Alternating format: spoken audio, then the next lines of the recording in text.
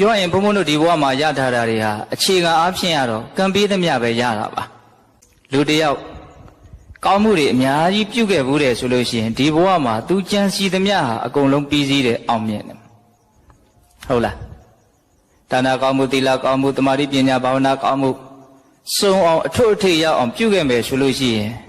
ဒီဘဝမှာသူကြံစီတာတွေအကုန်လုံးဟာအောင်မြင်နိုင်တယ်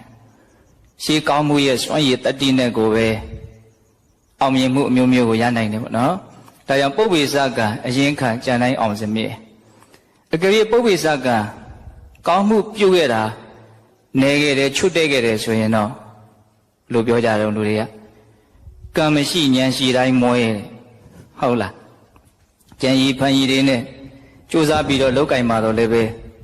ရှေးကကောင်းမှုဟာအလွန်နေခဲ့တဲ့အတွက်ကြောင့်ကိုကြံစီတာတွေ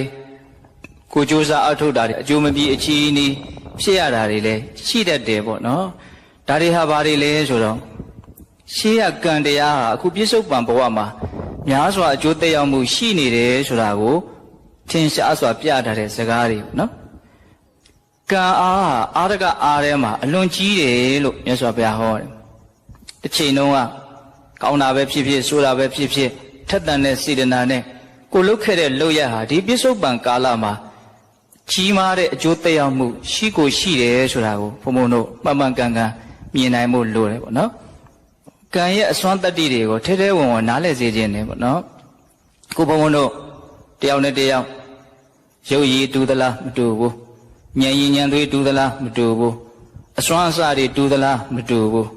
ပိုင်ဆိုင်မှုတွေရောတူလားမတူနော်အမျိုးမျိုးကိုကွဲပြားခြားနားနေတယ်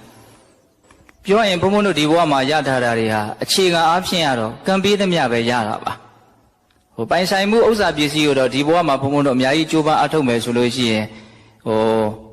ရှေးကကံတဲ့တော့လည်းပဲဝရိယရဲ့အကျိုးရလဒ်ဉာဏ်ရဲ့အကျိုးရလဒ်တွေကိုခံစားရတာတွေတော့အများကြီးရှိပါတယ်သို့တော့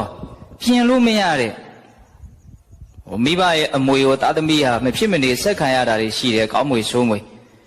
အဲ့လိုပဲမြတ်စွာဘုရားကံတရားဟာတတ္တဝါတွေသူတို့ပြုထားတဲ့ကံတရားဟာမိဘတပွဲပေါ့နော်ဒါကြောင့်သူလည်းကန္တာမိကန္တာဖလို့ပြောကြတာရှိတယ်ဟုတ်လားကမ္မဒါယတာကိုပြုတ်ထားတဲ့ကံတရားရဲ့အမွေကိုခံရလိမ့်မယ်